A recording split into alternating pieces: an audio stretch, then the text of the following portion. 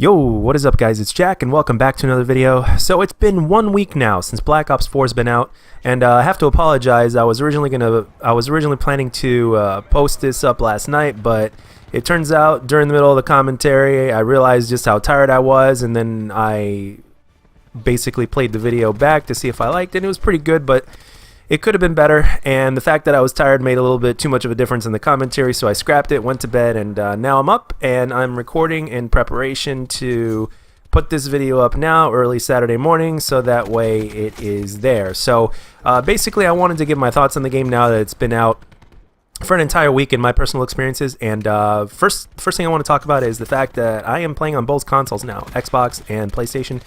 And in the beginning, I have to admit, it seemed that the hit detection was a hell of a lot more solid on PlayStation. And in basically about 10 games, give or take or so later, it seemed pretty much identical to Xbox. The only difference I could say is that there was a little bit more consistency than there was on Xbox. But as of recently, I also just... This is a very recent game that you're seeing here, which is one of the reasons I'm posting it as of now, because I got plenty of other gameplays as well that came from earlier. But... basically I'm playing on Xbox now to level up the account. I'm just about right there to second prestige, and I'm almost at first prestige with on PlayStation as well. So I've put in a good amount of time to the game. I'd probably say about 35 hours, give or take. And I have to say that right now both of the consoles are pretty damn consistent. I'm gonna get on and play again here pretty soon.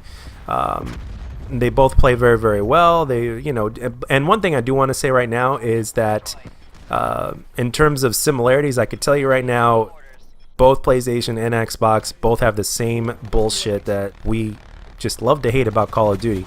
In other words, the rubber banding, which is also known as the bullets flying around walls and killing you, lag compensation, that kind of stuff. It is very, very much alive and well on both consoles and equal with my experience. And I've played a good amount of both. So there you have it. I just wanted to get that out of the way. But as of right now, as of recording this and as of this gameplay here, both consoles actually play very, very similarly. So there's very little to no difference whatsoever as of right now. And the only thing I could say, as I said previously, is that maybe PlayStation is a little bit more consistent. But again, I'll be playing some more. I'll be doing some more comparisons here and there in my brain and taking notes, and maybe that'll change. But as of right now, as of recording this, they both play very, very similarly. So I also wanted to talk about the weapons. I know that everybody loves the hell out of the ICR, and rightfully so. And there's a lot of really good weapons in the game, but it is very, very apparent that Treyarch basically built these games to be played with in a different manner. You can't use every single weapon the exact same way. You can come pretty close, but not always. For instance, the biggest example I can think of is you can't rush with the Rampart the same way you would rush with, like, let's say, a Vapor or the Maddox. Which, by the way, the Maddox is an excellent weapon. By the way, I highly recommend you guys give it a shot. And I believe I'm using it right here in this gameplay, and it is an absolute monster. And I just in this game I didn't unlock the operator mod yet, but I have now just before I went to bed last night, and I really look forward to definitely causing some mayhem and chaos with that weapon here pretty soon. And the thing is, certain weapons are just built, especially with the omission and addition of certain attachments per weapon, some weapons are just built to be rushed with, and some weapons are made to be a little bit more passive. So the Rampart, for instance, can't really rush exactly the same way as you rush with a Vapor or an ICR. Or the Maddox, so to speak, because of the way the weapon is designed. It really literally is by design. I mean, you can if you get into what we call a magic lobby, but again, it's not designed to do that. So you got to be a little bit more cautious with a weapon like the Rampart and use it for the way it was meant to be used, and you'll be fine. Snipers, I still think, need a bit of a nerf because it just seems like too many players are as good as Pomage, and if you see a lot of that, then there's obviously a problem.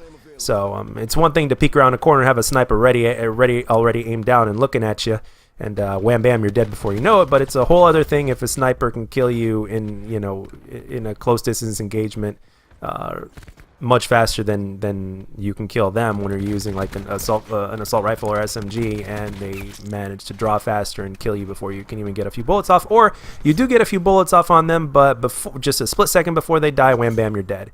So you got people running around and jump shotting and jump scoping with snipers, stuff like that. I'm not saying that shouldn't be in the game, that ability shouldn't be in the game, because it is a part of Call of Duty, but it's just a little too strong, so maybe a little bit of a nerf would be nice.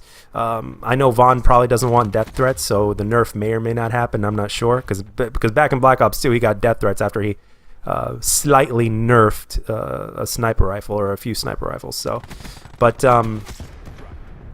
yeah, that's all I have to say in terms of the weapons. Other than those two things that I mentioned, the weapons are actually pretty damn well balanced. I'm sure that some may get a nerf or a buff or a few tweaks here and there now that they're out into the wild, but for the most part, though, I actually have to say for launch, for the most part, they're actually pretty. All the weapons are not just viable, but they're really good. So I hope there's not too much of a change. So just more of a balancing thing, so to speak.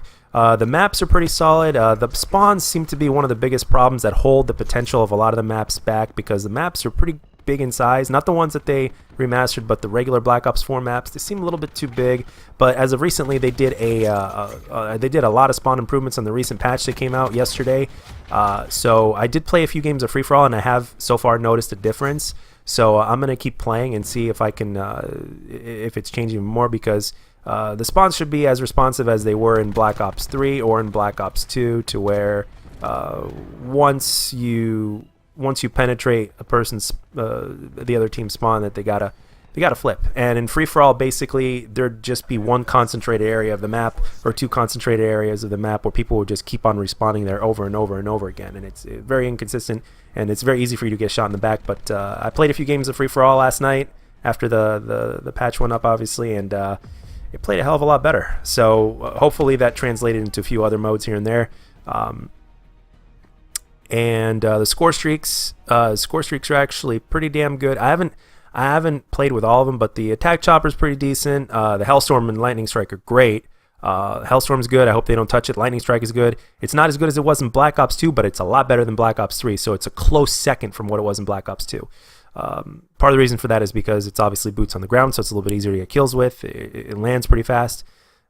So definitely much better than Black Ops 3 and the Lightning Strike. I highly recommend you guys give that one a shot if you haven't already.